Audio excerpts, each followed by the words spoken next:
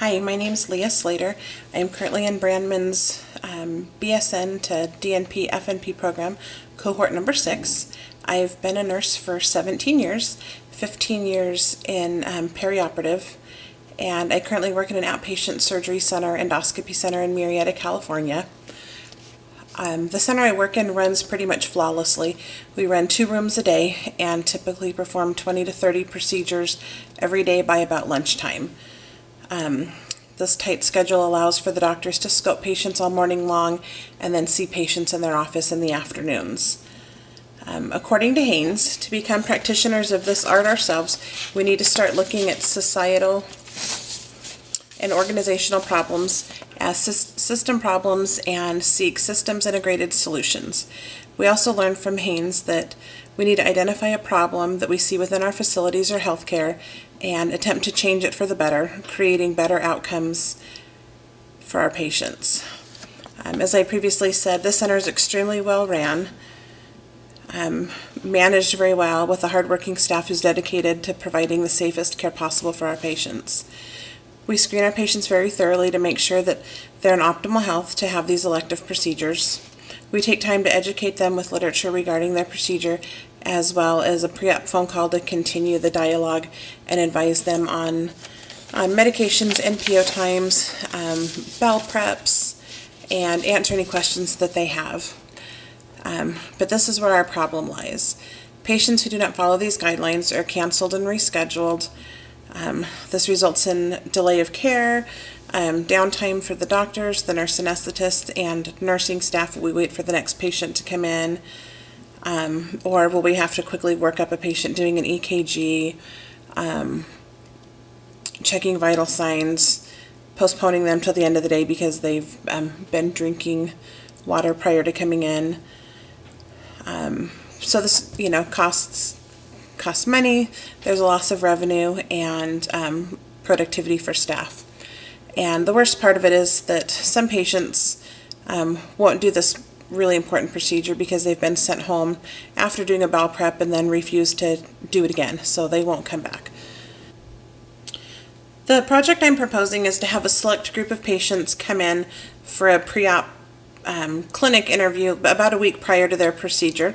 That way we have an opportunity to sit down with ones that we feel might be high risk and non-compliant with things, spend a few minutes with them going over their medications that they're taking, tell them which medications we want them to continue to take, which ones we want them to hold, also if they have cardiac clearance and they're advising on blood thinner anticoagulant usage, when to stop and restart that, to go over that with the patients. One of the things I'm recommending is having a nurse practitioner do this so that they can make decisions as needed while the patient's right there. We would provide a pill container. Patients would bring in all of their medications that they currently take, as well as over-the-counters. We would fill this little medication pill container for the week, continuing all the medications that they should be taking for the week, and then omitting the ones that we would want them to hold, such as, aspirins, anything that would thin their blood or anything like that, so that they know exactly what they should take and what they shouldn't be taking prior to coming in. We would also do an EKG, so we have a baseline on them. If they haven't ever had one before, those are the ones we're concerned about. Somewhat often we get patients in the pre-op area, we hook them up, they've never had an EKG before, and when we have them on our monitors in pre-op, we catch an abnormal heart rhythm that we weren't aware of, or that they weren't aware of. So this would give us an opportunity to quickly just even do a 3-lead EKG. 12 lead would be even better, but even a 3-lead would give us a little snapshot into their heart rhythm at the time. We could also go over things with them in person in regards to their NPO times, explain that a little bit better to them, and answer any questions in person. Currently, we do this over the phone with all the patients. They also receive paperwork in the office explaining everything, yet they still aren't compliant and still show up not having done the correct things. So if I can have our pre-op nurses, while they're doing their pre-op calls, identify patients that are high risk for non-compliance, and have them come in, like I said, about a week prior to their procedure, and we can have a one-on-one meeting with them. I think this would decrease our risk of day of procedure cancellations. Again, ideally this would be done by an advanced practice nurse so that if they need to make any necessary referrals, they can do that.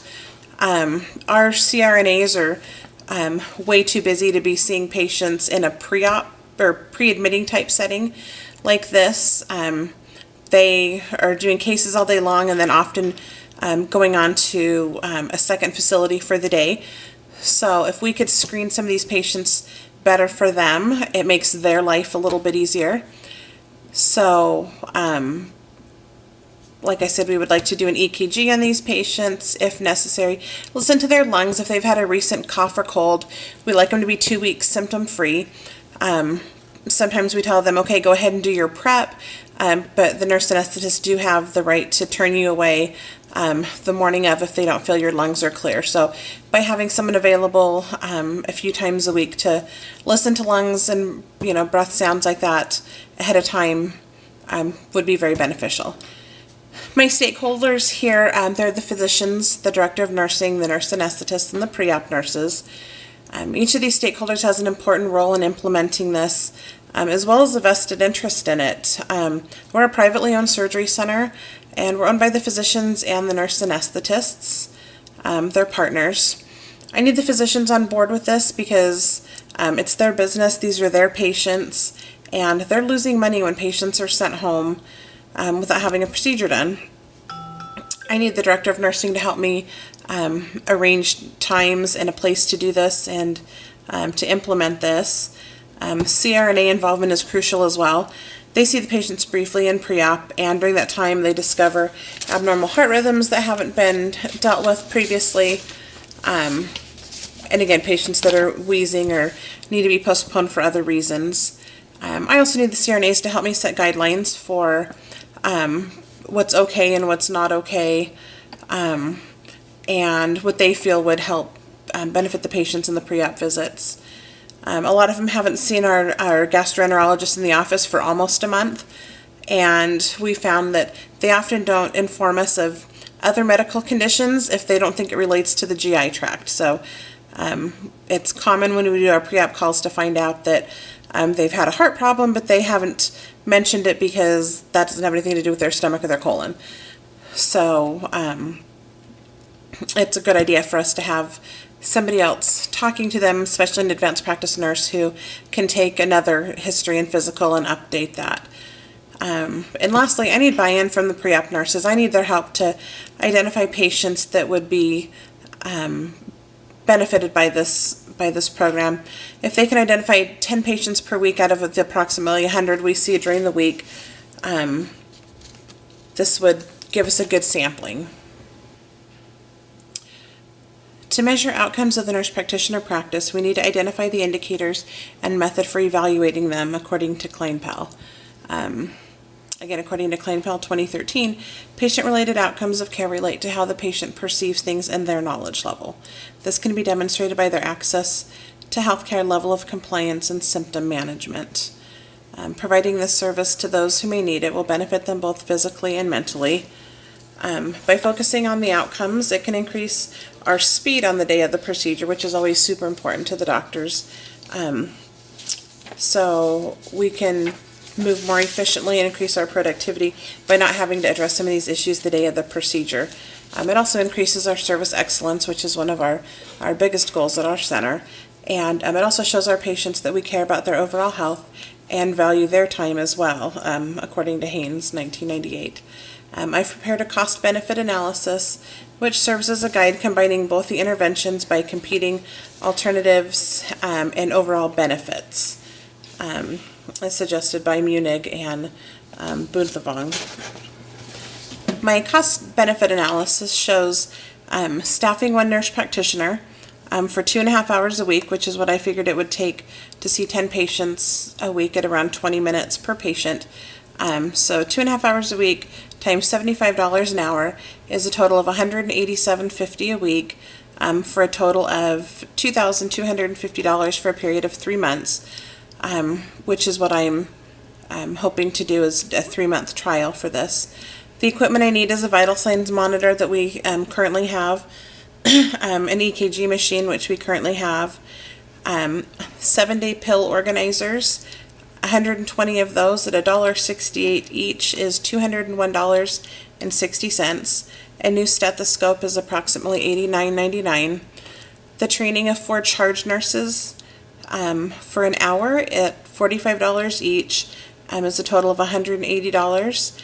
The training of 1 nurse practitioner for an hour, just to go over our guidelines, at $75 an hour is a total of $75. The total cost is $2,796.59. The benefits, the average cost of a colonoscopy is $1,626. That's a $936 facility fee, $456 procedure fee, and estimated anesthesia fees of about $234. The cost of 2 colonoscopies being canceled is $3,252.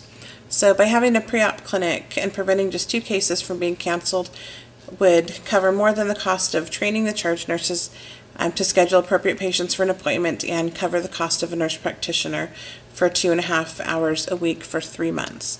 And I think by implementing this program permanently, we'll see a decrease in risk of performing procedures on sick patients, because we don't want to send them home. Better prepares the patients for the procedures and increases our productivity on the day of procedures by not having us slow down to having anesthesia and the doctors come out to reevaluate the patients that day. So that is my proposal. Thank you.